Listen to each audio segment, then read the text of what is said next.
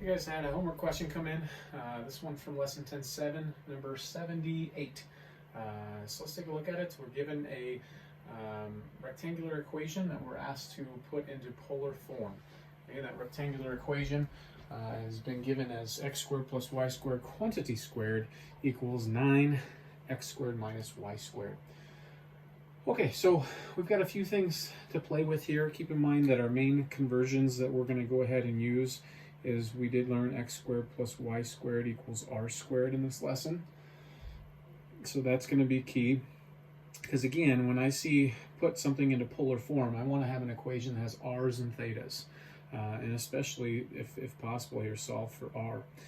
And then the other thing that we can put to use is we know that x is r cosine theta and y equals r sine theta. So those are going to be our conversions to be able to help us take something that has x's and y's and turn it into r's and thetas. Okay, so right off the bat I see x squared plus y squared, so I'm going to go ahead and make that substitution and say r squared, all quantities squared, is equal to 9. Now, unfortunately, this is not x squared plus y squared, otherwise we could do another r squared substitution. So in this situation, I'm forced to just substitute for x, r cosine theta, and y, r sine theta. So this would be then r, since x is being squared, r squared cosine squared theta minus r squared sine squared theta. Okay. Now I'm just looking for opportunities to simplify, do anything. So r squared squared makes an r to the 4th, property of exponents there.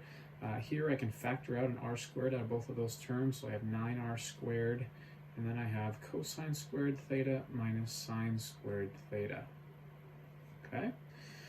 A couple things here. Now I know that we should be leery of doing this typically when we're solving equations.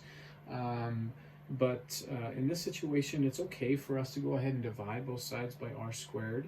And again, the reason we are typically hesitant to do this is what if r is 0?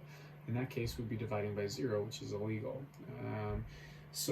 But here, because of the context, we're dealing with the polar equation. If r is 0, we really don't have much of anything of interest. And so we can be pretty confident that r is not 0, right? And think about r as that's that distance, that directed distance from the pole out to our point, or points. And if that's 0, then we're just representing a point at the pole, and that's again not of much interest. So I think it's safe to go ahead and safely say let's just divide both sides by r squared.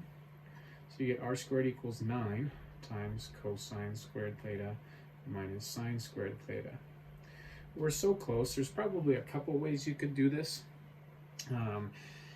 I mean, technically here I'm in terms of r and theta.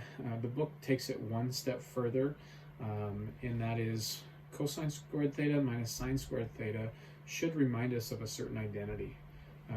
We learned that when we talked about our double angles, cosine of 2 theta is exactly cosine squared theta minus sine squared theta. And so here's an opportunity to obviously simplify. Get this in terms of not 2 trigonometric functions on the angle, but 1. So let's go ahead and rewrite this as r squared equals 9 cosine 2 theta, and I think that's where our book leaves it.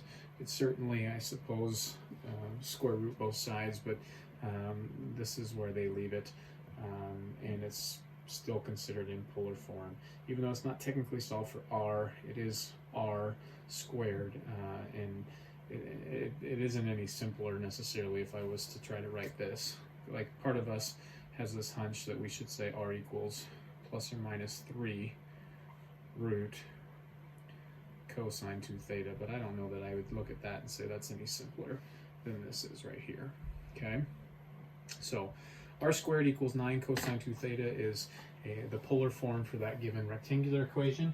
Once again, as always, thanks for asking the question. Sorry it took me a moment to get this out to you guys, but hopefully this helps, and take care.